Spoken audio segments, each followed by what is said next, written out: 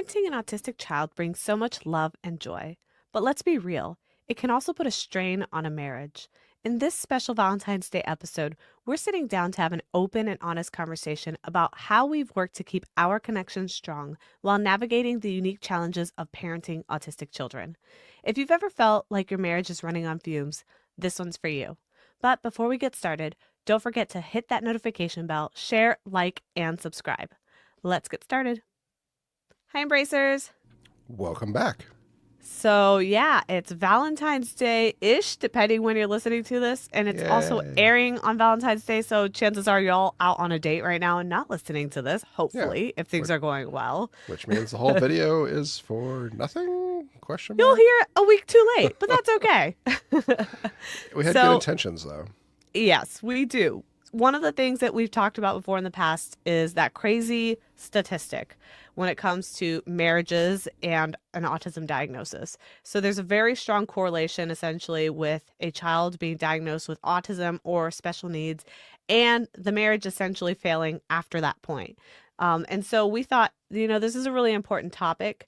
And Matt and I have felt like we have a pretty solid grip on our relationship right now. So it might be a good time for us to kind of share with you a little bit behind the scenes of how things work for us and what we kind of do to try to keep things, I guess, real in our relationship to the point where we aren't really struggling as much as most couples with a special needs kid are. So, how to keep it, alive? Yeah, not, I was avoiding dying. things like spicy because that's what you hear on podcasts. How to keep your marriage spicy. I'm like, it's not that type of it's not that type of podcast. I mean, yeah, but I like spicy food, and that's half the Half the battle. Right. Add a lot of hot sauce to his food. Done. Okay. So one of the things that we want to acknowledge right off the bat is that parenting a special needs child is a unique challenge that not all marriages can honestly survive. Some people don't like saying that out loud because, there's kind of like an ick factor to it where it's like you don't really want to admit that, a relationship might be impacted just by the fact that your kid has a disability. But unfortunately, it's a statistical truth. So it's something that we just have to acknowledge and talk about head on. Let's go for it. Well, I think, correct me if I'm wrong. I feel like a lot of people don't want to actually reflect in that context. They don't necessarily want to hear that because it forces them to kind of evaluate their own situation in life. So by not hearing it, you can kind of claim essentially almost ignorance, everything's fine, everything's going good, without having to reflect on okay, what are some of the struggles that there are. And then if you hear oh, the divorce rate is higher among parents with special needs children, then you kind of have that in the back of your mind. And then depending on how your marriage is going, that might be something that you try and think of as an out. I'm not sure if that's how Yeah. perspective is generally seen. That would be my first thoughts, essentially. I think it's similar to when a married couple has a child in general. So it's not super unique to having a special needs child. It's just that having a special needs child kind of amplifies an additional stress that you already gained by having a child in the first place. So you'll probably hear this a lot when it comes to newlyweds and they're thinking about having a kid, and family members are always saying, oh, just wait, everything changes when you have a kid. A lot of people say that. It's something that's commonly talked about, that, hey, when you have a kid, it's not going to be about you guys anymore. You're going to have this kid who's fully dependent on you. You're not going to be able to go out as much. You're not going to be able to hang out with your friends. You're going to have to completely change your life. So having a kid in general causes a huge disruption to your life. And so the one thing that I feel like parents of special needs kids don't anticipate is that when you have a autistic child, that transition is quadrupled. It's so different because you can't just go and be like, oh, well, this time you'll just have to switch from your pre-marriage friends to family and mom friends. It's not that easy because now you have a special needs child and you have to find a very specific niche of new mom friends who understand and empathize. It's not like you could just find any mom friends. So it does add this layer of challenge. And in my experience, it really depends on where your marriage was prior to getting that diagnosis on how successful you're going to be in getting through that with your partner. I don't know why I thought of this, but I just thought of like funnels, like in like the kitchen or whatever. Like, okay, let me explain. So, like, I feel like I kind of maybe have something going here. So, I was thinking like, okay, like your marriage, like with like the love and the time that you spend together is like pouring something into like a regular like funnel, and then as like you have kids, it's basically like the bottom of the funnel. So, like, it kind of gets like pushed together because your social interactions kind of get more isolated because with kids you're not able to do all those social activities. I mean, up until like until the kids are at least older, but it kind of limits your socialization and your social network to mostly people who are in a similar stage of life with you. But I feel like with special needs children, I feel like it's a even smaller funnel It's the because funnel that has the little filter on the top. yes, because it's even like a more narrow and like even less is getting through the funnel than like with the other one with kids. So it's like a secondary funnel. So then it's like a very, very small like social group because you need to actually like find, I mean, essentially like what you said, you need to find people in that group as well, Yeah. which can be even more challenging. I mean, most people that we've met in our like social group, it's through like therapies or like they're in the same class because their kids are also autistic or special needs, and then we kind of connect that way. But yeah, outside of that, there is not too much of like a social interaction. So Watch, we're going to get some mom listening to this who's like a baker and she's like, no, that's that's not not how what you it's use called. funnels. Stop. We apologize. We do not know kitchen tools that well. um, Spatula. Yes, but so that's basically kind of where you start off with in your autism parenting journey. You just kind of start off with this kind of default setback where you don't really know where to go because you don't have parent friends that are able to relate to your situation. You might not have family members who can relate or even accept the diagnosis at first. There might be pushback. And there's also a bunch of education happening. So there's also like the fear of the unknown, the emotional tension of what's going to happen, for our family, for our kids. What does this mean?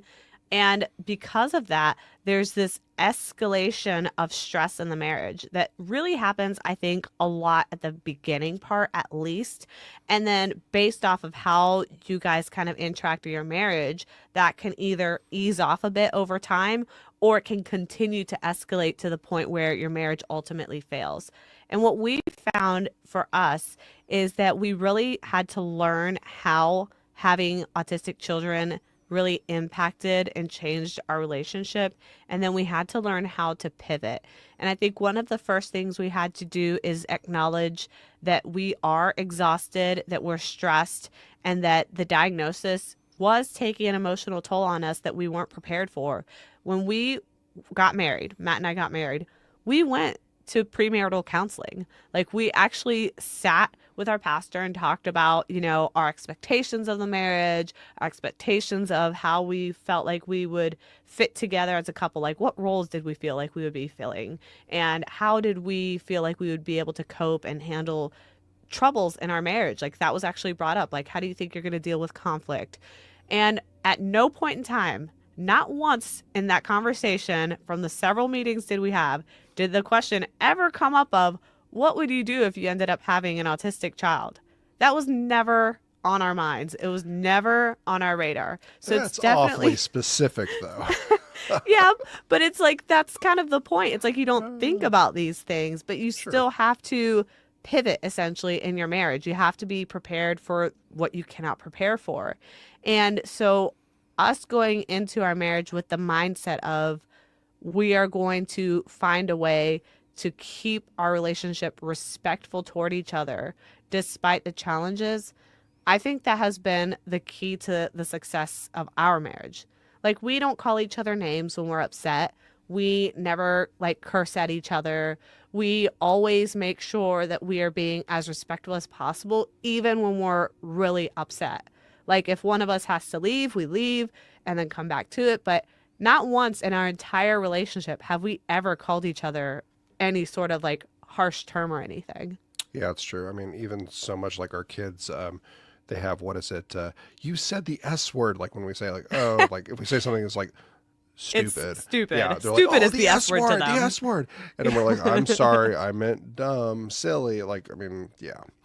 But yeah, no, I think for me, I think a big part of it is it's kind of like a minefield a little bit because like once you get the diagnosis, you can't essentially like rush or push your partner to the same point that you're at. So like obviously when we got the diagnosis, I think you probably went through it a little bit faster because you were kind of doing a deep dive into kind of like the literature reading and watching My videos and all autistic that. superpower. I Yeah, no, became super focused. right. And I kind of took the opposite approach where I didn't really want to look into anything. I was kind of like, okay, like this is kind of weird. I wasn't really expecting this. I'm not really sure how I feel about this. Like, so I wasn't really like looking into any like, I mean, I didn't really know what autism was in general. I was just more so kind of in like a sulking, I don't know if that's the right It was a word. very common reaction from the male figures in these kids' lives. From what I've learned, the fathers, the grandfathers, it tends to be your reaction that men kind of deal with, where it's more of a like closing off, Right. distancing, denial.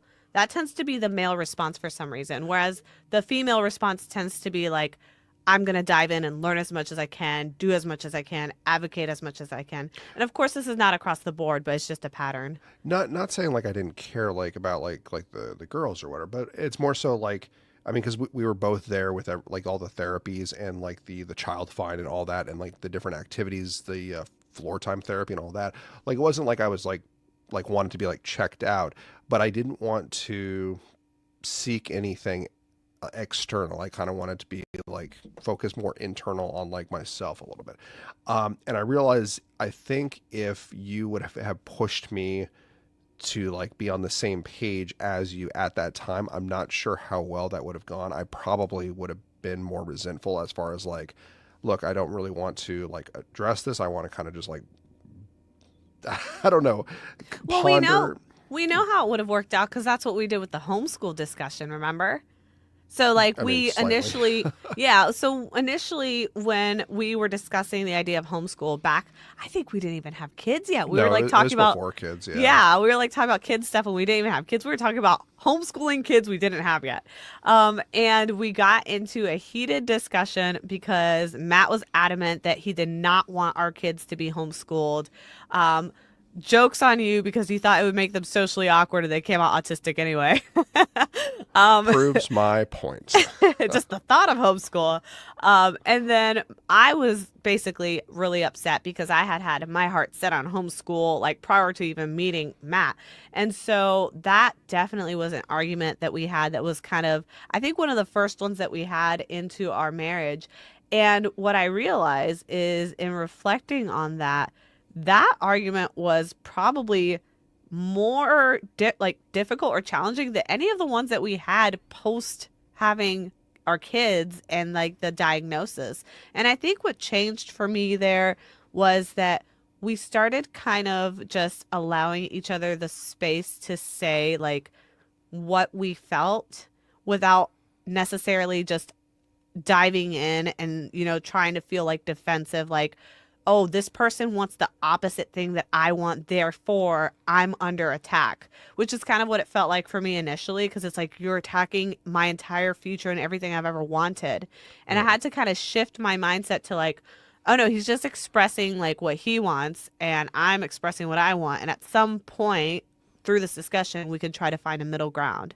And I think a lot of times in relationships it's not an instinctive thing. Like when you're arguing or discussing something like that, you kind of instinctively go to defending what you think is right, and you kind of instinctively forget to think about what the other person's perspective is. But that's also Right. really challenging for like autism. Right. And I honestly, I mean, I don't know why this just came to my mind. I mean, honestly, I think it was like probably from like a marriage counseling session, not like our marriage counseling, but like Wait, just who else were you married to? no, No, I because was kidding. I like on like the radio or whatever, like as far as like Better be. yeah, on the things I listen to on the radio because I'm a really exciting person. There was a person basically saying like one of the key things for like a marriage is it should never be like a me versus you mentality. It should be us versus the problem. And like, I mean, me saying that, obviously, like, I rarely think of the situation as us versus the problem. Usually I feel like we kind of resort to like, oh, this is my opinion, this is your opinion, and then we kind of go back and forth trying to figure out like what is the best solution. But I remember that they always say like that is like one of the key components for like a healthy marriage is like try and put yourself on the same side of the table addressing the problem, not like at your partner, as far as like Yeah. maintaining like a positive like headspace to be resolving the solution versus like attacking the other person essentially. And I feel like one of the things that we've done well in our relationship and why I feel like we are so far, knock on wood, doing great is because we are pretty good at kind of reminding each other or like checking each other essentially when one of us is maybe forgetting kind of the rules of engagement. So, like for instance, if I'm getting overly heated about this or that, I always make sure to tell you, like during the times that we're not in an argument, I'll be like, "Hey, I need you to be honest with me. I need you to be upfront and tell me like how you're feeling and what you're thinking because we each have different flaws or faults in our relationship. I would say yours is that you tend to internalize things and not really want to express how you're feeling, which again is very standard for a male in a relationship. Like men just tend to be more closed off emotionally. That's just normal. And then women tend to be either overly expressive of their emotions or maybe not dig in enough into what the man is feeling because you guys don't express it. So we don't think to think of it, if that makes sense. So that's something that we've kind of worked on is I've made sure that outside of those moments, because when it's a heated moment, you're not going to process that. Like it's a lot harder to think on your feet when you're already emotionally kind of like engaged into the argument. But take a moment to reflect after that time and think about like, okay, how could I have approached that differently? And for me, 9 times out of 10, it's like, I had no idea you were feeling a certain way. I had no idea that you were like holding some sort of resentment or issue with something that I had said some other time. And so it's more of a communication thing that we've learned in our relationship that we've had to work on.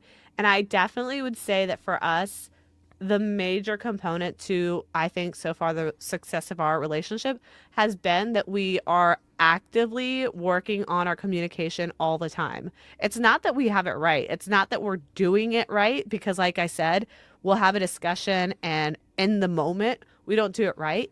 But we always take the time afterwards when we're like kind of like calm down, everything's normal, to reflect on that conversation and then try to have a calm conversation about it where we then pivot and adjust. And we basically never go to sleep angry. I don't think we've ever had an argument that we didn't consciously make an effort to resolve before bed. I don't think that's happened. Yeah, I think, I mean, I'd say probably 9 out of 10, if not 10 out of 10 of our like arguments that we have with each other is a miscommunication somewhere. Go Um, figure. And autistic and ADHD are miscommunicating? well, How I'm could that be? dyslexic too, That so, oh, and dyslexic. so, but but you can kind of, I mean, I'm not sure if you've noticed this too. When we do have like our argument and we're both kind of like heated, and then we discover where like the issue was with the miscommunication, as soon as we realize like, oh, okay, this was a miscommunication about what you were saying and what I was saying, and clearly they're not matching up, then it's kind of like a, oh, okay.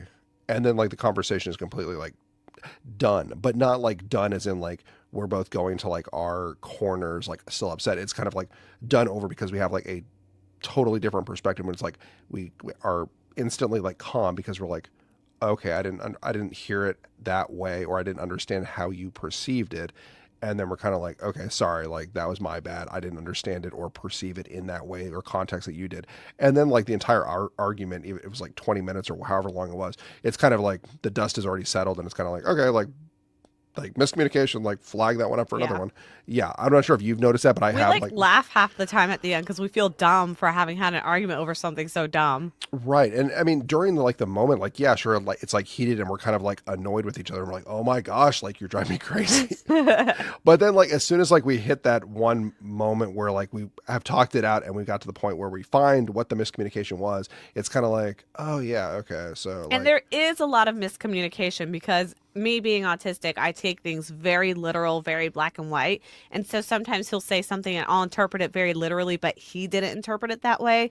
But he doesn't know that I interpreted it a different way. So Right. when we're having an argument, half the time the communication issue is I'm arguing about one thing and he's arguing about something else. And at no point in time do we realize we're talking about two totally different things until like Right. 20 minutes later when we realize it. Right. Which I mean is good that we do get to that point and we don't like break the conversation prior to like addressing what the miscommunication was, because then otherwise, like if we didn't get to the very bottom of the conversation where we realized that, you would be upset going off. I mean, if we separated during an argument or something, you would go off and like kind of like steam or stew or whatever it is in that a mindset, and I would do the same thing where we're constantly like annoyed without able to resolve it. But then since we're able to resolve it, it's kind of like the argument never really happened, because like once we realize what it is, it's kind of like, oh, okay, like, so what do you want to Yeah. watch now? Like on TV Yeah, or something. like we're just like we're totally fine, and then we just like watch and snuggle, and we're Yeah, good.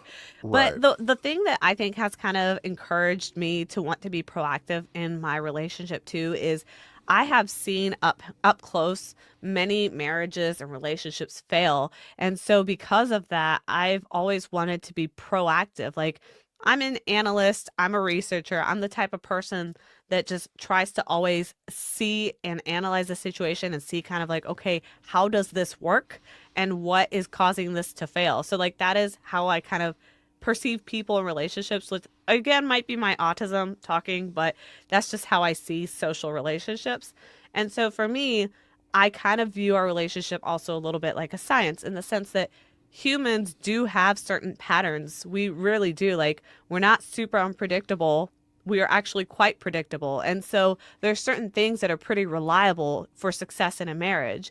And one of those things is maintaining respect, maintaining open lines of communication, and also like being willing to be flexible, which is really hard for me because autistic rigidity, but I like realize that that's something that's necessary in a successful marriage. So some of the things that we've learned, we can't, some of them we knew upfront before being married, some of them we've just had to learn through experience. But I think the core of it is that Matt and I really focus on what we, I guess what I would say is like what brought us to the marriage, right? Like, why did we fall in love? Why did we get married? Why did we choose to have kids together? And now that our kids are autistic, why do we choose to stay together regardless of that? Like, we are always constantly trying to bring back the root of why we chose to be together and not focus on the things that bother us, but like focus on the things that brought us together instead. Your Hispanic background. Yeah, I know. We all know that's what it was. Matt has Clearly, a thing no. for Hispanics. No, I mean that's. I mean, yes, that is one Yes, that is true. of That the is list, not but a lie. there are other things on the list as well. So it's not just that. But it was a big one. Yeah. No, I mean, I think that's fair as far as like how you perceive or like I mean, I don't know if you want to use the word like dissect like the like relationship, but you. I mean, I think to some extent you do have to like kind of reflect. I mean, one of the things I struggle with is obviously like as far as having patience, like so like with our kids, like sometimes, yeah, we'll ask them, or I'll ask them to do something. They'll understand what I'm saying, but then they'll want to do the opposite because Pathological life, demand avoidance. life. And so it's very, very difficult just to be like, okay, you know what I'm asking. That's what we need to do. Like just to stay calm and not be like, get your shoes, get your shoes. But more often than not, like, yeah, I definitely struggle trying to like keep cool, especially like when I know like that bus is already in the neighborhood and we need those shoes and jacket on right now. So, Yeah. um, yeah, but I definitely think being able to reflect on yourself and your faults and not being so prideful that you think you are doing everything great, amazing, perfect. Like I clearly, I struggle, yeah, with that. I'm grumpy, mixed with that. I'm not very organized. So like I clearly am aware of my faults. I'm ADHD, so I forget everything. Like, I mean, yeah, let's just go down the list of This me is like an AA self meeting. self help. Like, yeah, Yeah. yeah. So I mean, like, I'm like well aware of like my faults, but like sometimes I might not want to admit them for various purposes, but But that's the other thing. It's like, so you're very well aware of your faults, right? And that's another thing I want you guys out there as listeners to remember. Like, your spouse is often very well aware of their faults. Nobody is not aware of their faults unless they have like narcissistic disorder or something. Everybody else, for the most part, you're very aware of what your faults are because they've been reinforced throughout your life. So, as our partners, like as his wife and him as my husband, there's no need for us to continuously point out each other's flaws. Like, we don't need to jab at each other and tell each other constantly all this like negative stuff that we think about each other because it's A, already probably known, and B, not going to help the marriage.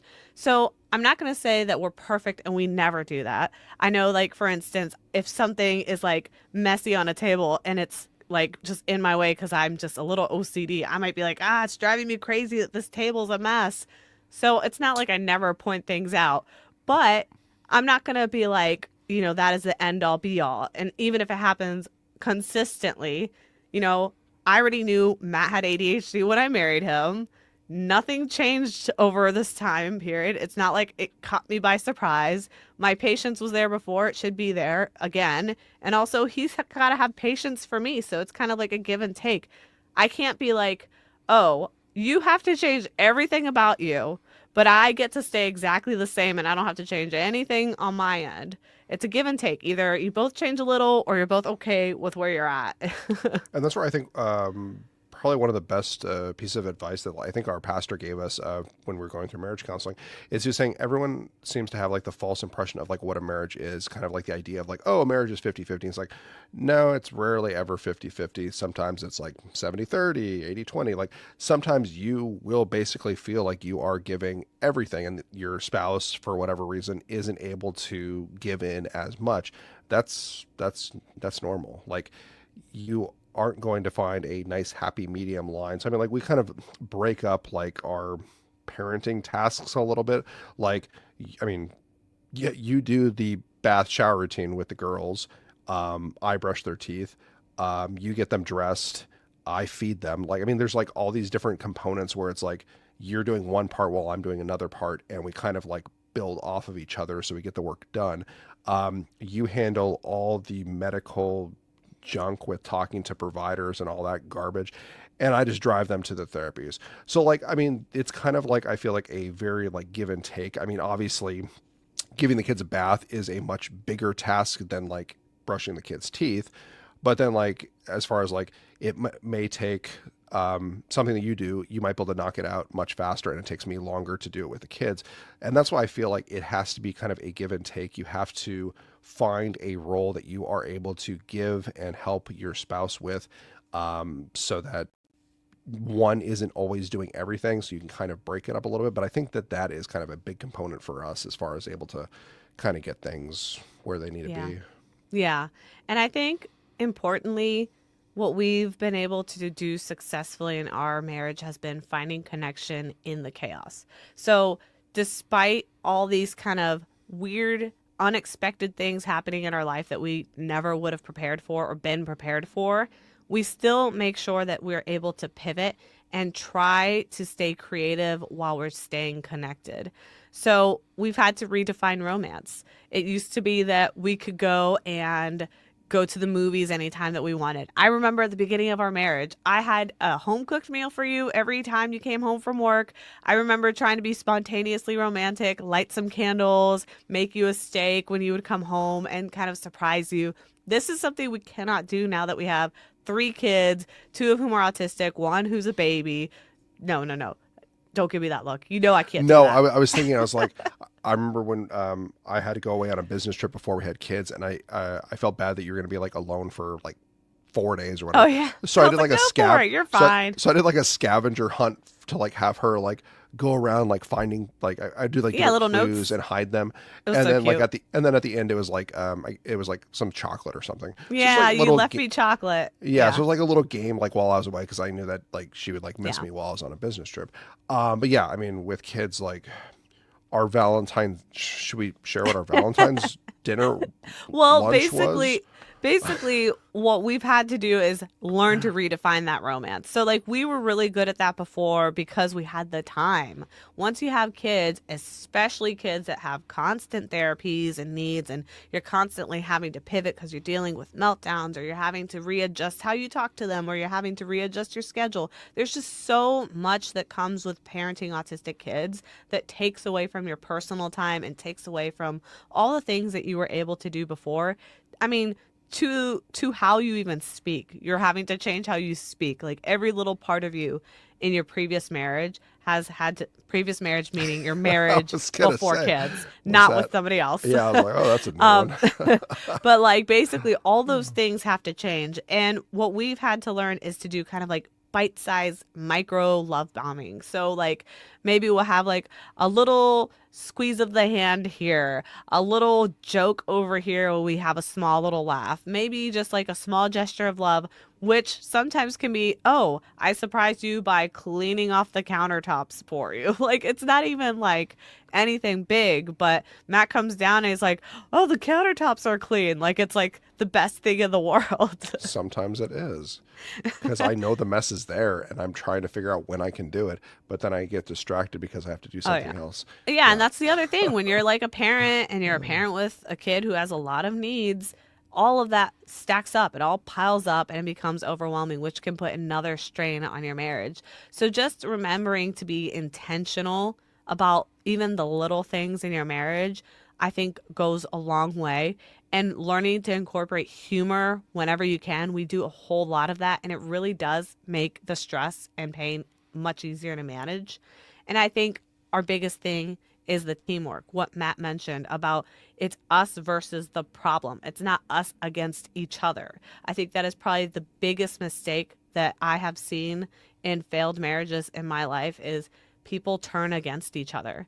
And I've seen it a lot. I've seen it a lot. I have multiple friends that I know who have autistic kids who were married when I met them and now are not. And it's a lot of a challenge because oftentimes, I'm just going to be honest, oftentimes in the pattern that I've seen, it has been that the father has kind of checked out of parenting because it's such a challenge. And all of that burden is placed on the mom. At least in my experience, anecdotally, that's what I've seen. And so I think that that's that failure of teamwork, right? So you want to make sure that you are acknowledging and incorporating teamwork. You have to acknowledge what the mom is going through. Like all the paperwork. You saw me with that stack of 1,000 pages for the Medicaid Oh my waiver. gosh, we It's wasted not easy. so much ink, so much ink on that. Really? You're going to complain about the ink? Oh my gosh, I had put like a new ink cartridge in, It and was then so hard for you, wasn't oh it? my gosh, so many Teamwork. Wait, hundreds wait, of no, but this is pages. teamwork. This is teamwork, right? I do all the work. You spend ink for it. So much but ink. but you can see like you can see why there's a strain in a lot of these marriages if that teamwork isn't balanced, if that respect isn't there, if that intentional connection isn't there. And yeah, dates are pretty much out the window. Let's be honest. But that doesn't mean that you can't Netflix and chill. Oh my goodness. Had to throw Yeah. that one out there. No, yeah. I mean, I completely agree. I mean, if one person is not basically like stepping up to the plate, sports metaphor, then yeah, I mean, you're going to kind of flounder because if you're missing one half of the marriage or like the connection, you're just going to kind of struggle until, I mean, you implode. I mean, I'm not really sure what the alternative to that is. If someone checks out, yeah, I mean, that's a definite struggle. And I mean, unfortunately, we do see that. So, I mean, I feel like both people have to be ready to, in some cases, struggle together just to kind of get where they need to go and then find the breaks and um, the joy in between. Like, I've noticed like our kids have like great sense of humor, mostly because like, I guess they see like us just like joking around with like Yeah, each we don't other. take anything serious. Right, but they're funny though. They're Like, good. They're really funny kids. They come up with some yeah. funny stuff. So I mean, Yeah. like, so it's like usually like Leah and I will be like laughing at a joke we make, but now I'm seeing like our kids like they are making jokes too, and it's like just funny. So I don't know, life. Yeah. So to wrap up here, Essentially, you also have to make sure that you guys are not holding on to the guilt of the stress and the difficulties in your marriage as well, because that can also be destructive to your marriage. So, making sure that you guys let go of the guilt that you're feeling, prioritize your marriage, whether it's small little wins, small little gestures of love and kindness to show that you still are in it together. You're still clearly on the same team and not against each other. And learning to encourage each other and communicate with each other in a way that is compassionate, in a way that's respectful. And if you don't feel like you can do that, take a break until you can. Like leave the room, take a breather, do whatever you need to do to reset, and don't communicate unless you can do it respectfully. And of course, for those of you out there listening, the struggle is real. You're not alone. It is very difficult, especially if you're feeling disconnected with your partner, to parent an autistic child. And it is something that, looks different for parents who are parenting autistic children. Your marriage is going to look different. It just is. It's not going to look like everybody else's because they don't have the same challenges that you have. But that doesn't mean it can't be a strong marriage. That doesn't mean it can't be a successful marriage. It's just going to be different. No different than what we say with our kiddos. Like just because they're autistic, different, not less, right? Same with our marriages, different, not less. So, with that said, I want to ask you all to reflect on these questions in the comments. What is it that you struggle most in your relationship? And when was the last time you had a real conversation with your partner that wasn't about parenting, something that was about you guys? Have you guys made any small gestures for each other that make you feel loved? And if so, if they have you shared it with them? Have you told them that, hey, when you did this thing, it really made me feel loved? And if you guys show love differently, how can you honor that difference in your relationship? So Matt and I don't have necessarily the same love language. We have to learn to tweak how we adjust our love language expression for each other. So with that said, I want to wish everybody a love-filled Valentine's Day. Of course, good luck with everything. I don't know what everyone's situation is. Maybe not everyone's in the same situation as us, but we just wanted to share from our hearts to yours how our relationship works, and hopefully some of this advice will help you all out. Don't forget to become a member today on patreon.com/autismwish. Thanks for listening, and we'll catch you all next week. Bye. Bye.